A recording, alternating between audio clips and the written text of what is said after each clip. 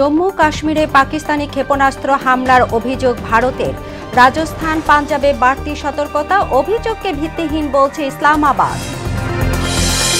আব্দুল হামিদের দেশত্যাগের জেরে কিশোরগঞ্জের এসপি প্রত্যাহার, আরও ৩ পুলিশ কর্মকর্তার বিরুদ্ধে ব্যবস্থা, ঘটনা তদন্তে ৩ সদস্যের কমিটি। বিচারপতি নজরুল ইসলাম চৌধুরীকে চেয়ারম্যান করে আন্তর্জাতিক অপরাধ ট্রাইব্যুনাল ২ গঠন, জুলাই ফাউন্ডেশনের পদ ছাড়লেন স্নিগ্ধ। এবং উত্তর সিটিতে মশার যন্ত্রণায় অতিষ্ঠ মানুষ, অনিয়ম দুর্নীতিতে জলে যাচ্ছে বরাদ্দ, সচেতনতার অভাবে দেশে বাড়ছে থ্যালাসেমিয়া।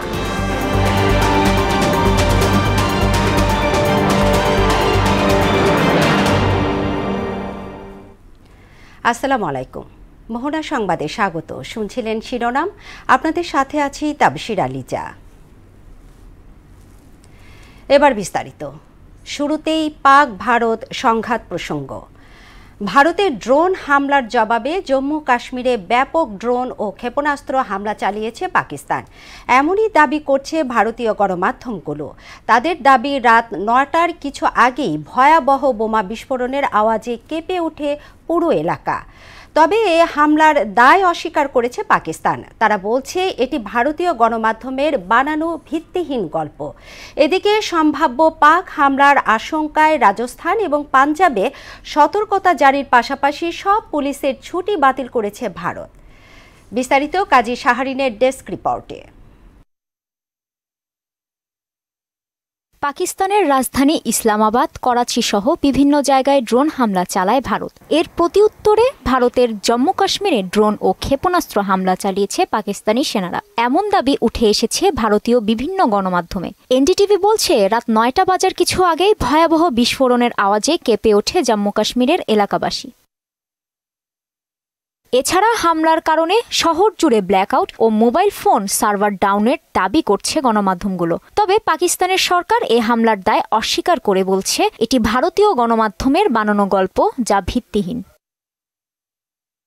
এদিকে অপারেশন সিঁদুরের একদিন পর পাকিস্তানের বিভিন্ন এলাকা লক্ষ্য করে ড্রোন হামলা চালায় ভারত। তবে পাকিস্তানের আন্তঃবাহিনী সংযোগ দপ্তর বলছে, ভারতীয় সামরিক বাহিনীর ছোড়া অন্তত ২৫টি ড্রোন ভূপাতিত করা হয়েছে। হামলার জেরে পাকিস্তানের রাজধানী ইসলামাবাদ সহ করাচি, লাহোর ও শিয়ালকোট বিমানবন্দরে বিমান চলাচল সাময়িকভাবে স্থগিত ঘোষণা করেছে কর্তৃপক্ষ। পাকিস্তানের পাল্টা হামলা থেকে রক্ষার জন্য পূর্ণ প্রস্তুতি গ্রহণ করছে ভারত। ইতোমধ্যেই সীমান্তবর্তী রাজস্থান ও পাঞ্জাবে জারি করা হয়েছে সতর্কতা, পাশাপাশি জনসমাবেশ সহ বাতিল করা হয়েছে পুলিশ সদস্যদের সব ছুটি। অন্যদিকে ভারত পাকিস্তান উত্তেজনার মাঝে দুদেশের জাতীয় নিরাপত্তা উপদেষ্টারা সরাসরি যোগাযোগ করেছেন। এ তথ্য নিশ্চিত করেছেন পাকিস্তানের উপপ্রধানমন্ত্রী ও পররাষ্ট্রমন্ত্রী ইসহাক দার। তবে বিশ্লেষকরা বলছেন, এ যোগাযোগের পেছনে আন্তর্জাতিক ও আঞ্চলিক কূটনৈতিক চাপ রয়েছে। কাজী শাহরিন, মোহনা সংবাদ। এদিকে পাক ভারত উত্তেজনা নতুন কিছু না হলেও দেশ দুটির বারবার সংঘর্ষে ক্ষতির সম্মুখীন হচ্ছে পুরো দক্ষিণ এশিয়ার অর্থনীতি, রাজনীতি। বাকিটা জানাচ্ছেন ইশতিয়াক হোসেন। ভারত ও পাকিস্তানের মধ্যে সামরিক উত্তেজনা চরম আকার ধারণ করেছে। গত ২২ এপ্রিল কাশ্মীরে পর্যটকদের উপর হামলায় ২২ জন নিহত হয়। এতে পাকিস্তানকে দায়ী করে ভারত, কিন্তু অস্বীকার করে ইসলামাবাদ। এরপর দুই দেশের সীমান্তে নিয়ন্ত্রণ লাইনে উত্তেজনা। বুধবার থেকে বাড়ে হামলা পাল্টা হামলা। যদিও এটা নতুন কিছু নয়। ১৯৪৭ সালে রক্তক্ষয়ী সংঘর্ষের পর ভারত পাকিস্তান ভাগ হয়ে গেলেও হামলা থামেনি। সে বছরের ১৫ আগস্ট ব্রিটিশ ঔপনিবেশিক থেকে ভারতীয় উপমহাদেশ বিভক্ত হয়ে স্বাধীন ভারত ও পাকিস্তান রাষ্ট্রের জন্ম হয়। মুসলিম সংখ্যাগরিষ্ঠ অঞ্চল নিয়ে পাকিস্তান আর ভারত গঠিত হয় হিন্দু সংখ্যাগরিষ্ঠতার ভিত্তিতে। হিন্দু মুসলিম বিভাজনের কারণে দুই দেশে ব্যাপক রক্তপাত ঘটে। ওই সময় কাশ্মীর রাজ্যটি ভারত বা পাকিস্তানের সঙ্গে যোগ দেয়া নিয়ে দ্বিধায় ছিল। ওই অনিশ্চয়তা থেকেই উত্তেজনা বাড়ে। ১৯৬৫ সালের কাশ্মীর যুদ্ধ। ভারত অবৈধভাবে কাশ্মীর দখল করেছে। এই অভিযোগে সেই বছরের আগস্টে পাকিস্তান দ্বিতীয়বার সেখানে হামলা চালায়। এতে হাজারো মানুষ নিহত হয়। 1999 সালে কার্গিল পর্বতের উচ্চভূমিতে ভারতীয় সেনাবাহিনীর কয়েকটি ঘাঁটি দখল করে নেয় পাকিস্তান। তবে বহির্বিশ্বের কঠোর চাপে পাকিস্তান পিছু হটে। সে সময় 10 সপ্তাহব্যাপী সংঘাতে অন্তত 1000 মানুষ নিহত হয়। 2019 সালে ভারতের পুলওয়ামাতে এক ভয়াবহ বোমা বিস্ফোরণে ভারতীয় নিরাপত্তা বাহিনীর 40 জন নিহত হয়। ওই সময় ভারতীয় নির্বাচনের প্রচারণায় ব্যস্ত থাকা ভারত যুদ্ধবিমান পাঠিয়ে পাকিস্তানের অভ্যন্তরে হামলা চালায়। ভারত পাকিস্তান যুদ্ধ মানেই পুরো দক্ষিণ এশিয়া জুড়েই এক ধরনের প্রভাব। বিশেষ করে শঙ্কা তৈরি হয় এই অঞ্চলের অর্থনীতিতে। চলমান সংঘাতের কারণে ঝুঁকিতে পড়তে পারে বিভিন্ন দেশের বাণিজ্য এবং রপ্তানি। এতে উকি দিচ্ছে জ্বালানি সংকট, মূল্যস্ফীতি আর রেমিটেন্স প্রবাহে। রাজনৈতিক এবং কূটনীতির ক্ষেত্রেও চাপে পড়বে দেশ দুটির প্রতিবেশীরা। ইশতিয়াক হোসেন, মোহনা সংবাদ। অন্যদিকে পাক ভারত সংঘাত নিয়ে কড়া দৃষ্টি রাখছে বাংলাদেশ। নিকট দুই প্রতিবেশীর জন্য আলাদা আবেগ আছে এই দেশের মানুষের। দুদেশের মধ্যে চলমান সংঘাত নিরসনের প্রত্যাশার পাশাপাশি নিজেদের সার্বভৌমত্ব রক্ষার ক্ষেত্রেও জোর প্রস্তুতি চান তারা। আর আন্তর্জাতিক সম্পর্ক বিশ্লেষকরা বলছেন, পাক ভারত যুদ্ধ দেশ দুটির জনগণের নয়, সরকারের। রেজা খানের রিপোর্ট। পাকিস্তান ভারতের পাল্টাপাল্টি হামলায় প্রতিদিন বাড়ছে মৃত্যু ও হতাহতের সংখ্যা। এই পরিস্থিতিতে নিকট প্রতিবেশী হিসেবে উদ্বিগ্ন বাংলাদেশের মানুষ। যুদ্ধ সৃষ্টি হলে তাদের অস্ত্র বিক্রি হয়, একটা বড় প্রফিট হয়। ওনারাই খোঁচায় আর কি এক দেশের সাথে আরেক দেশের একটা যুদ্ধ সৃষ্টি করে। বেসিক্যালি ইন্ডিয়া যুদ্ধটা মানে দেশভিত্তিক না নিয়ে যুদ্ধটা করতেছে ওরা বেসিক্যালি ধর্মভিত্তিক হয়েছে। তবে প্রতিবেশী দেশ ভারত পাকিস্তানে চলা সংঘাত দ্রুত নিরসনের প্রত্যাশা জানিয়ে দেশের সাধারণ মানুষ বলেন, নিজেদের সার্বভৌমত্ব রক্ষার ক্ষেত্রেও প্রস্তুতি রাখা জরুরি। পারমাণবিক অস্ত্র তো আমাদেরও দরকার, আমরা দুর্বল থাকবো কেন? আমাকে তো শক্তিশালী থাকার দরকার। দেশের সার্বভৌমত্ব ধরে রাখার স্বার্থে আমাদেরও উচিত এই ধরনের সামর্থ্য অর্জন করা, অর্থাৎ পারমাণবিক অস্ত্র। সব দেশই মোটামুটি সমরাস্ত্র বা বিভিন্ন তারা উন্নত হচ্ছে, আমাদের উন্নত হওয়া উচিত। দেশ দুটির মধ্যে উত্তেজনা বাড়লেও তারা পারমাণবিক যুদ্ধে লিপ্ত হবে না উল্লেখ করে এই যুদ্ধ কোনোভাবেই জনগণের নয় বলে মত দেন এই বিশ্লেষক। সাধারণ জনগণ কিন্তু এই দ্বন্দ্ব সংঘাত বা এই যুদ্ধ চায় না। এটা দুই দেশের দুটি সরকারের বিষয়। তারা তাদের সক্ষমতা, তাদের ইগো এগুলো প্রদর্শন করার জন্যই জনগণের বিলিয়ন বিলিয়ন ডলার এখানে তারা ইনভেস্ট করছে। তারা পারমাণবিক যুদ্ধে একে অপরের সাথে জড়িয়ে যাবে সেটা মনে হচ্ছে না, কারণ সেখানে যেই ধরনের একটা ইম্প্যাক্ট পড়বে অন্যান্য রাষ্ট্রের উপর এবং অবধারিতভাবে তখন কিন্তু এটা তৃতীয় বিশ্বযুদ্ধের দিকে চলে যাবে। আর আন্তর্জাতিক সম্পর্ক বিশ্লেষক ডক্টর শেখ শামস মোরসালিন মনে করেন, এ যুদ্ধের পেছনে পরাশক্তি আমেরিকা ও চায়নার হাত থাকতে পারে। ভারত যদি পাকিস্তানের সাথে তার ওয়েস্টার্ন ফ্রন্টে যদি ইনভলভ হয়ে যায়, তাহলে হয়তো ভারত এদিকে যুক্তরাষ্ট্রের সাথে সহযোগিতা করে মায়ানমারে কিংবা রাখাইনে হয়তো কোনো ধরনের প্রভাব বিস্তার করতে পারবে না। তো চায়নার হয়তো এটার পেছনে চীনেরও একটা হাত থাকতে পারে। যুক্তরাষ্ট্রের মূল উদ্দেশ্য হলো বা তার ফরেন পলিসি অবজেক্টিভের একটি মূল দিক হলো যে চায়নাকে কন্টেইন করা। চায়নার যে প্রভাব বাড়ছে এই এশিয়া জুড়ে এবং পুরো বিশ্ব জুড়ে, সেটাকে যতটা সম্ভব প্রতিহত করা যায়। পাক ভারত সংঘাতে বৈশ্বিক রাজনীতির অনেক মেরুকরণ আছে বলেও মনে করেন এই দুই আন্তর্জাতিক সম্পর্ক বিশ্লেষক। ট্রাম্পের রেসিপ্রোকাল ট্যারিফের কথা যে সে বলছে, সে কিন্তু মূলত টার্গেট করেছে চায়নাকে। রেজা খান, মোহনা সংবাদ, ঢাকা। নিজের স্বার্থ।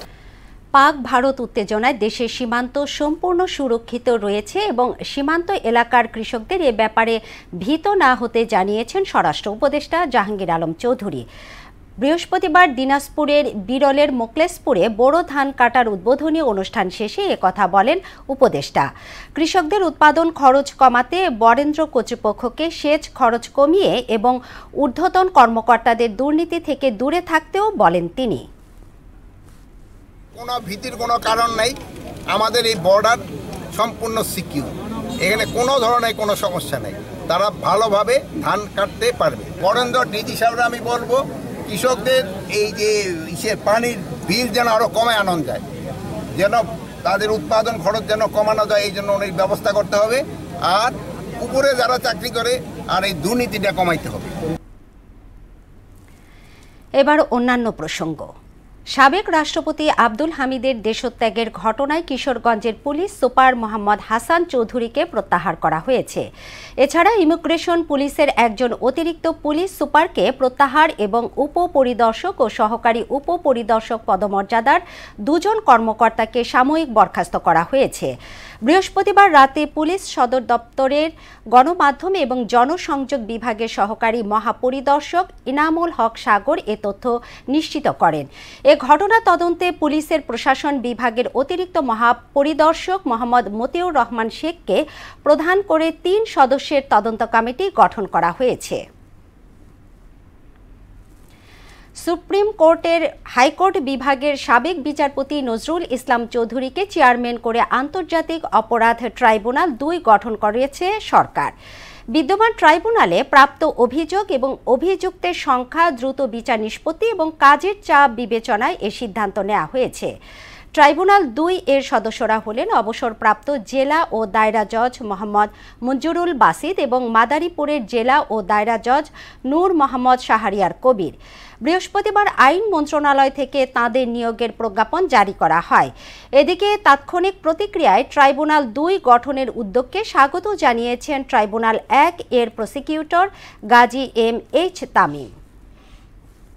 প্রসিকিউশনের পক্ষ থেকে আশা করছি দুটি ট্রাইব্যুনাল যদি একসাথে চলে, বিচার প্রক্রিয়া যদি দুটি ট্রাইব্যুনালে ভাগ করে পৃথক পৃথকভাবে পরিচালনা করা হয়, তাহলে অবশ্যই অতি দ্রুত জনগণ ন্যায় বিচার পাবে।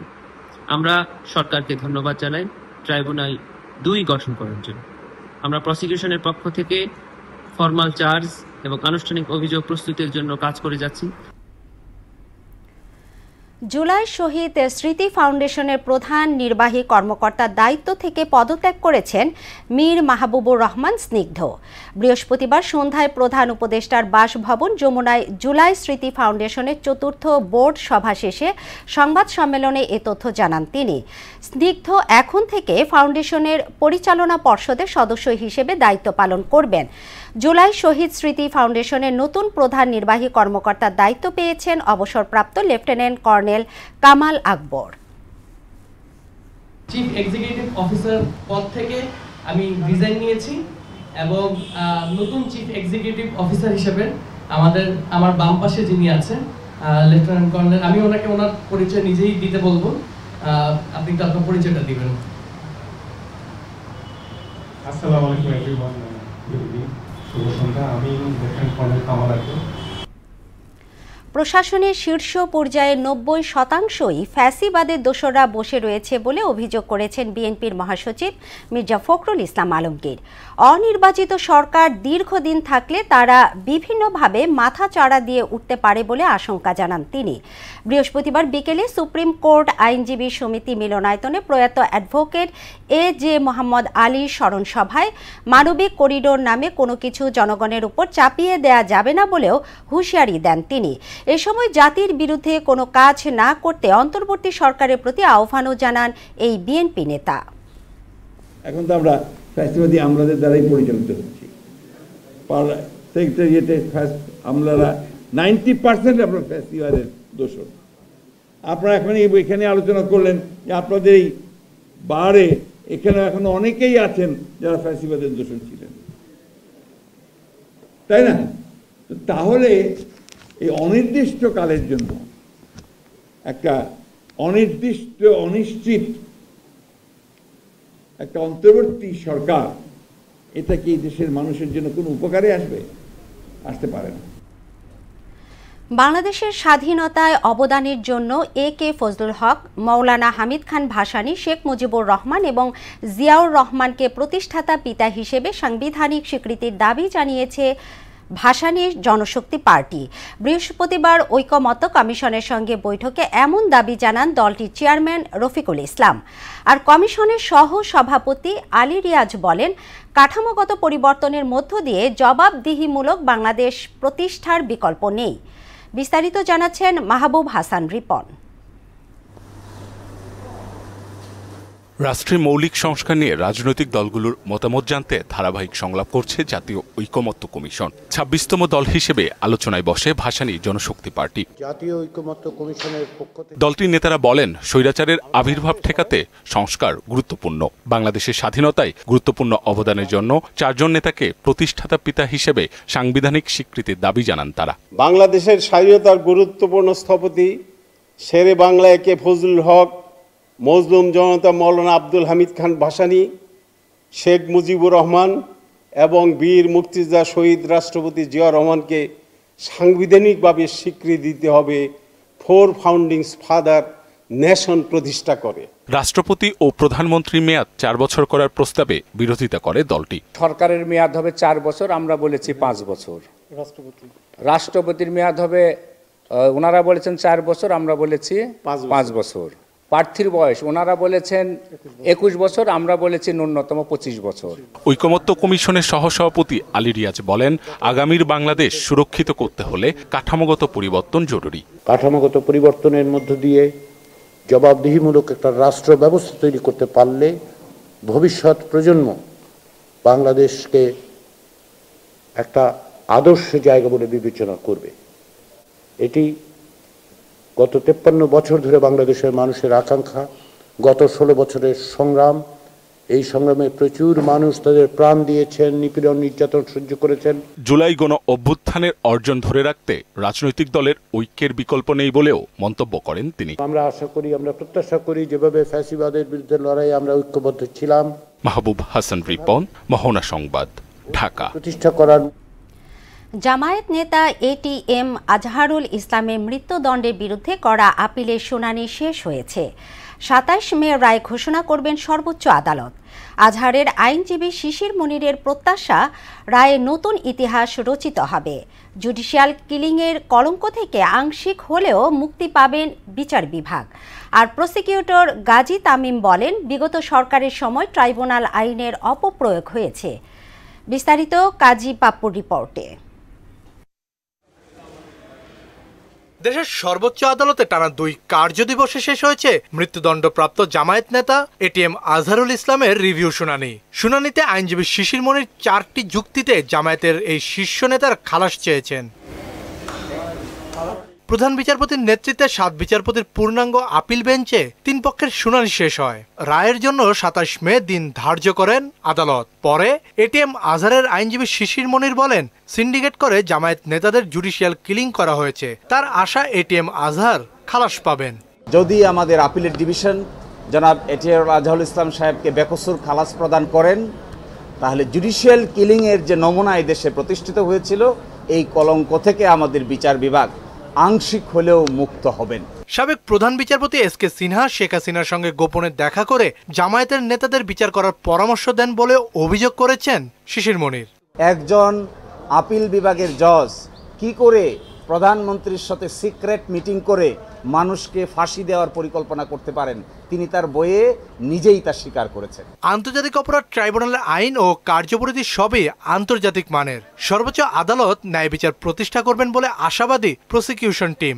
যে ট্রাইব্যুনালের প্রতিষ্ঠা এবং এই আইন সংসদে পাশ করা, দুটির উদ্দেশ্যই ছিল সৎ, কিন্তু এটিকে যারা ব্যবহার করেছেন আইন এবং ট্রাইব্যুনাল পক্ষ থেকে, ইভেন অ্যাপিলেট ডিভিশনের পক্ষ থেকে, সেই ব্যবহারটা সঠিক ছিল কিনা সেটি ট্রাইব্যুনাল বা এখনকার অ্যাপিলেট ডিভিশনের জাজেরা নির্ধারণ করবেন। মুক্তিযুদ্ধে রংপুর অঞ্চলে 1256 জনকে হত্যা, 17 জনকে অপহরণ, শত শত ঘরবাড়িতে অগ্নিসংযোগের 17টি অপরাধে 2014 সালে এটিএম আজহারকে মৃত্যুদণ্ড দেন আন্তর্জাতিক অপরাধ ট্রাইব্যুনাল।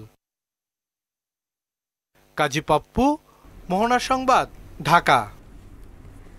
ফ্ল্যাট সংক্রান্ত দুর্নীতির মামলার সুষ্ঠু তদন্তের স্বার্থে জিজ্ঞাসাবাদের জন্য ব্রিটিশ এমপি টিউলিপ সিদ্দিককে আগামী 15 মে দুর্নীতি দমন কমিশন দুদকে তলব করে চিঠি দেওয়া হয়েছে।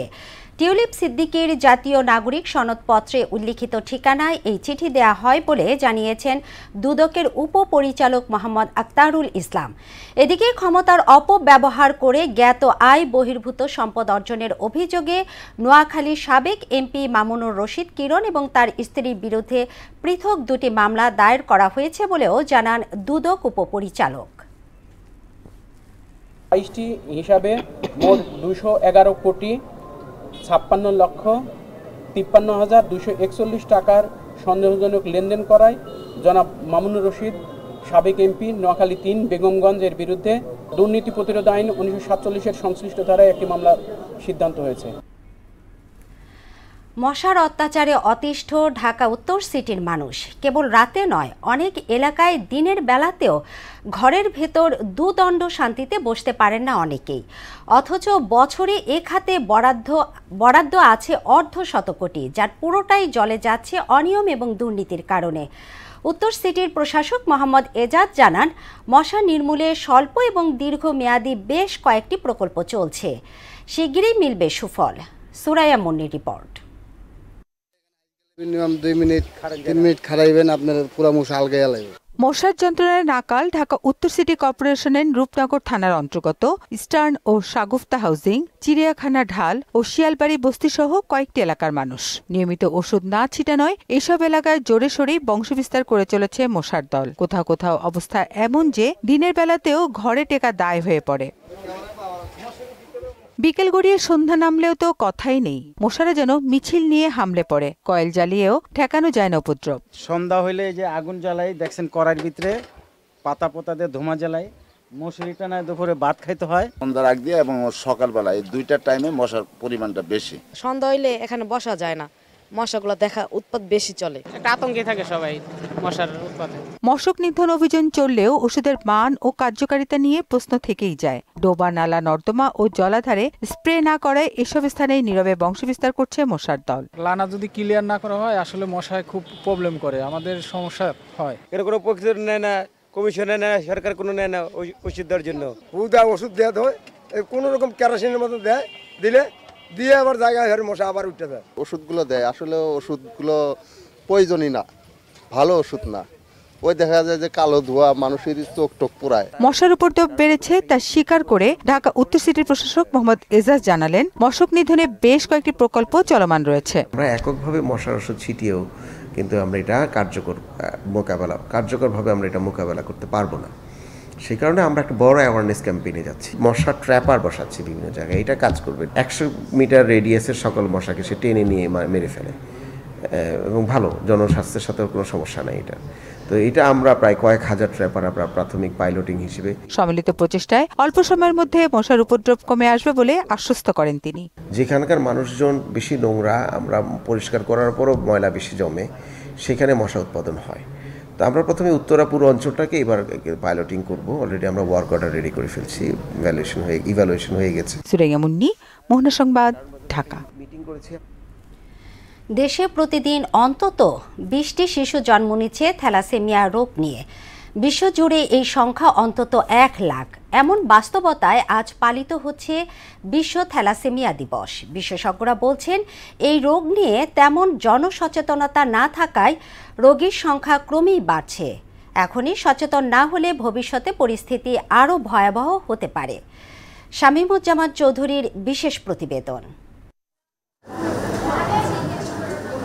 বাংলাদেশে প্রতিদিন অন্তত 20টি শিশুর জন্ম হচ্ছে থ্যালাসেমিয়া রোগ নিয়ে। 1 দশকের ব্যবধানে যা দ্বিগুণেরও বেশি। থ্যালাসেমিয়া ফাউন্ডেশনের তথ্য অনুযায়ী দেশে মোট জনসংখ্যার 11.4% বা 1,82,00,000 মানুষ এই রোগের বাহক। থ্যালাসেমিয়ার বাহক মানেই তিনি এ রোগে আক্রান্ত নন, তবে 2 বাহকের মাধ্যমে জন্ম নেয়া সন্তানের 25% সুস্থ, 50% বাহক ও 25% রোগী হিসাবে জন্ম নেওয়ার সম্ভাবনা থাকে। থ্যালাসেমিয়া বংশগত রোগ। রোগীর রক্তে হিমোগ্লোবিনের উৎপাদন প্রয়োজনের চেয়ে কম হয়। শ্বাস প্রশ্বাসের সমস্যা, অরুচি, জন্ডিস সহ নানা সমস্যায় ভোগেন তারা। জন্ম থেকে আক্রান্ত ছিল, তো ফার্স্টে তো ধরা পড়ে নাই, পরে আস্তে আস্তে ওর শারীরিক একটু অবনতি ছিল, তারপর বিভিন্ন পরীক্ষার মাধ্যমে পরে জানতে পারলাম 8 মাসে যে বাচ্চার এই সমস্যা। 6 মাস থেকে আমার বাচ্চার থ্যালাসেমিয়া, আমি এখানে ট্রিটমেন্ট নিতে আসি। বাচ্চা এখন ঠিক আছে, কিন্তু প্রতি মাসেই ব্লাড দিতে হয় আর কি। থ্যালাসেমিয়া হলে সারা জীবনই চিকিৎসা নিতে হয়, যা অত্যন্ত ব্যয়বহুল। ফলে প্রতিরোধেই গুরুত্ব দিচ্ছেন চিকিৎসকেরা। প্রত্যেক মাসেই ব্লাড লাগে, তো তারা একটু মন খারাপ করেই থাকে। এখনও অনেক পেশেন্ট আছে যারা জানে না তারা থ্যালাসেমিয়ায় আক্রান্ত, তারা শুধু মনে করে না তারা দুর্বলতা অনুভব করছে, কিছুদিন পর পর তাদের ব্লাড লাগে। 11.4% থ্যালাসেমিয়ার ধারক বা বাহক, কিন্তু এই ব্যাপারে আমাদের জনগণের সচেতনতা খুবই নিম্ন পর্যায়ে রয়েছে। আমাদের সবাইকে সচেতন হতে হবে। থ্যালাসেমিয়া রোগীদের জন্য free bed, free blood transfusion at least সরকারি হাসপাতালে হোক, এটা আমরা আশা করি এবং দাবিও করি। 2018 সালে থ্যালাসেমিয়া রোগী ছিল 2725 জন। 6 বছরের ব্যবধানে দাঁড়িয়েছে 7500-এ। বাংলাদেশে থ্যালাসেমিয়া রোগীর চিকিৎসা সহজলভ্য করার জন্য সরকারি বেসরকারি উদ্যোগের পাশাপাশি সমাজের বিত্তবানদের এগিয়ে আসার আহ্বান সংশ্লিষ্টদের। থ্যালাসেমিয়া রোগীরা সঠিক চিকিৎসা ও পরিচর্যা পেলে সুন্দর জীবনের পাশাপাশি যুক্ত হতে পারে সমাজের মূলধারায়। শামীমুজ্জামান চৌধুরী, মহনা সংবাদ, ঢাকা। সড়ক দুর্ঘটনায় সারা দেশে নারী শিশু সহ 12 জন নিহত হয়েছে। এতে আহত হয়েছে আরও 15 জন। তাদেরকে স্থানীয় বিভিন্ন হাসপাতালে ভর্তি করা হয়েছে।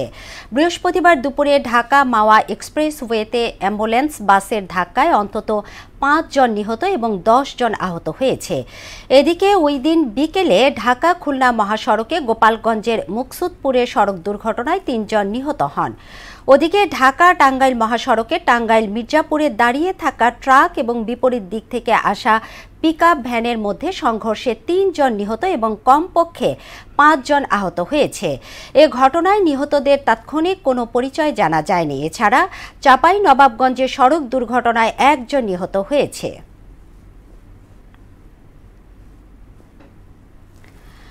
বন্দর নগরী চট্টগ্রামকে কেন্দ্র করে সরকার বাংলাদেশকে ম্যানুফ্যাকচারিং হাবে পরিণত করতে চায় বলে জানিয়েছেন বিডার নির্বাহী চেয়ারম্যান আশিক চৌধুরী।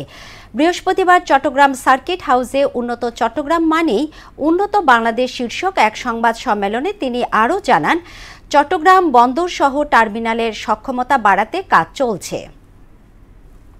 বাংলাদেশকে একটা ম্যানুফ্যাকচারিং হাবের মতো করে করতে চাই, একটা ফ্যাক্টরি বানাতে চাই, এবং on the basis of the fact যে আমাদের একটা ভেরি ইয়াং পপুলেশন আছে, তাদের এমপ্লয়মেন্ট জেনারেশন করতে হবে, তাদেরকে ব্যবসা করার ব্যবস্থা করে দিতে হবে, বিনিয়োগ ব্যবস্থার উন্নতি করতে হবে। এই পুরাটা করতে হলে অ্যাবসলিউটলি ক্রুশাল হচ্ছে যে আমরা আমাদের পোর্ট সিটি যেটা আমাদের কমার্শিয়াল হাব, সেইটাকে আমরা ঠিকভাবে ডেভেলপ করতে পারবো। টেক্সটাইল শিল্পের জন্য গ্যাসের দাম পুনর্বিবেচনা সহ খাতটিতে প্রণোদনা 10 থেকে 20 ভাগ বাড়ানোর দাবি জানিয়েছে institute of textile engineers technology. বৃহস্পতিবার জাতীয় প্রেস ক্লাবে সংবাদ সম্মেলনে 14টি প্রস্তাবনা তুলে ধরেন সংগঠনটির সদস্য সচিব এনায়েত হোসেন।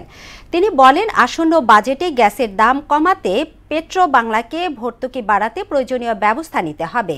পাশাপাশি অর্থনৈতিক প্রবৃদ্ধির জন্য রপ্তানিতে এআইটি শুল্ক কমানোরও বিকল্প দেখছে না সংগঠনটি। গ্যাস ও বিদ্যুতের মূল্যবৃদ্ধি উৎপাদন খরচকে ব্যাপকভাবে বাড়িয়ে দিয়েছে, যা আন্তর্জাতিক ক্রেতারাও এই বাড়তি খরচ এর সমন্বয় করেনি। এসব কারণে শিল্পে নাজুক প্রভাব বিস্তার করছে। এমত অবস্থায় গ্যাসের মূল্য পুনর্মূল্যায়ন করে 2023 সনের পূর্বের ধার্যকৃত মূল্য পুনর্নির্ধারণ করার জোর দাবি জানাচ্ছি। কয়েকদিন পরে কোরবানির ঈদকে ঘিরে শেষ মুহূর্তে ব্যস্ত সময় পার করছেন মেহেরপুরের গরু খামারিরা। খামারে দিন রাত পরিশ্রম করে অতি যত্নে পশু লালন পালন করা হচ্ছে। তবে গত বছরের তুলনায় এবার গো খাদ্যের দাম বৃদ্ধির কথা বলছেন খামারিরা। ফারুক আহমেদের প্রতিবেদন, জানাচ্ছেন বুশরাত জাহান। ঈদুল আজহা আসন্ন, তাই দম ফেলবার সময় নেই মেহেরপুরের গরু খামারিদের। এবারের কোরবানির জন্য জেলার শতাধিক বাণিজ্যিক খামার সহ অন্তত 50,000 পারিবারিক খামার থেকে প্রস্তুত করা হয়েছে 1.5 লক্ষাধিক গরু। দেশীয় খাবার, বিচালি, চালের কুড়া, খৈল, কাঁচা ঘাস খাইয়ে গরু মোটাতাজাকরণ করছেন তারা। বিক্রির জন্য বড় বড় গরু প্রস্তুত করা হলেও তেমন সাড়া মিলছে না ক্রেতাদের। এর মধ্যে গোখাদ্যের দাম বাড়ায় লোকসানের আশঙ্কায় দিন গুনছেন গরু খামারিরা। আমাদের গরুগুলো কোনো কেমিক্যাল মেডিসিন আমরা ব্যবহার করি না, স্বাভাবিক ন্যাচারাল পরিবেশে ঘাস, খ্যার, বিচলি, গম, ভুট্টা, ভুসি ইত্যাদি ব্যবহার করি। গুঁড়া, তারপর খোল, এগুলো আমরা খাওয়াই। গরুকে মোটা করার জন্য ভিটামিন দেওয়া যায়, কিন্তু আমরা ওই ভিটামিন ইউজ করি না, কারণ ভিটামিন দিলে গরু মানে সেরকম ভাবে মোটা হয় কিন্তু গরুর শরীর ভালো থাকে না। এবছর বেশ কিছু গরু বিক্রি হয়েছে, এখনো কিছু রয়েছে, আশা করি বাকি যে সময় আছে এই সময়ের ভিতরে গরুগুলো বিক্রি হবে। জেলায় 1,71,000 গরু কোরবানির জন্য প্রস্তুত করা হলেও চাহিদা আছে 90,000। তাই বাড়তি পশু দেশের বিভিন্ন জেলায় পাঠানো হবে। আমাদের এই জেলার চাহিদা 90,000, তারপরে বাড়তিটা বাংলাদেশের বিভিন্ন প্রান্ত, চিটাগাং, ঢাকা, কুমিল্লা, নোয়াখালী বিভিন্ন প্রান্তে আমাদের এই গরু পাঠানো হবে। গরু মোটাতাজাকরণে কোনো ধরনের ক্ষতিকারক ঔষধ বা হরমোন জাতীয় ঔষধ ব্যবহার করছেন না মেহেরপুরের খামারিরা। বুশরাত জাহান, মোহনা সংবাদ। পাকিস্তানে PSL খেলতে যাওয়া 2 বাংলাদেশি ক্রিকেটার নাহিদ রানা এবং রিশাদ হোসেন সহ সব বিদেশি ক্রিকেটারকে চার্টার্ড ফ্লাইটে করে দুবাই পাঠাতে যাচ্ছে PCB। সেখান থেকে তারা নিজ নিজ দেশে ফিরবেন। নাহিদ রিশাদও সেই ফ্লাইটে দুবাই হয়ে ঢাকার পথ ধরবেন। বিসিবির একটি সূত্র জানিয়েছে, রাওয়ালপিন্ডির পিন্ডি স্টেডিয়াম এলাকায় ভারতের ড্রোন হামলার পর পরিস্থিতি পাল্টে গেছে। নিরাপত্তার কথা চিন্তা করে স্থানীয় সময় রাত 8:30টায় পেশোয়ার জালমি এবং করাচি কিংস ম্যাচ শুরুর কয়েক ঘন্টা আগেই তা স্থগিত করা হয়েছে, যে কারণে PSL শেষ না করেই দেশে ফিরে আসতে হচ্ছে তাদেরকে। শেষ করছি মোহনা সংবাদ, তবে যাবার আগে শিরোনামগুলো আরও একবার।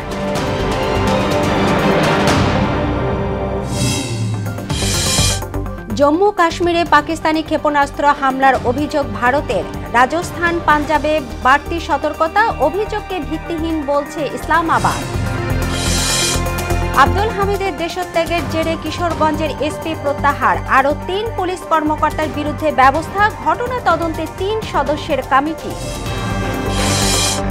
বিচারপতি নজরুল ইসলাম চৌধুরীকে চেয়ারম্যান করে আন্তর্জাতিক অপরাধ ট্রাইব্যুনাল 2 গঠন, জুলাই ফাউন্ডেশনের পদ ছাড়লেন স্নিগ্ধ। এবং উত্তর সিটিতে মশার যন্ত্রণায় অতিষ্ঠ মানুষ, অনিয়ম দুর্নীতিতে জলে যাচ্ছে বরাদ্দ, সচেতনতার অভাবে দেশে বাড়ছে থ্যালাসেমিয়া। এই ছিল মোহনা সংবাদে। মোহনার সবশেষ খবর জানতে ভিজিট করুন www.mohona.tv। সংবাদ দেখতে পারেন ফেসবুক ও ইউটিউবেও। এতক্ষণ সঙ্গে থাকার জন্য ধন্যবাদ সবাইকে।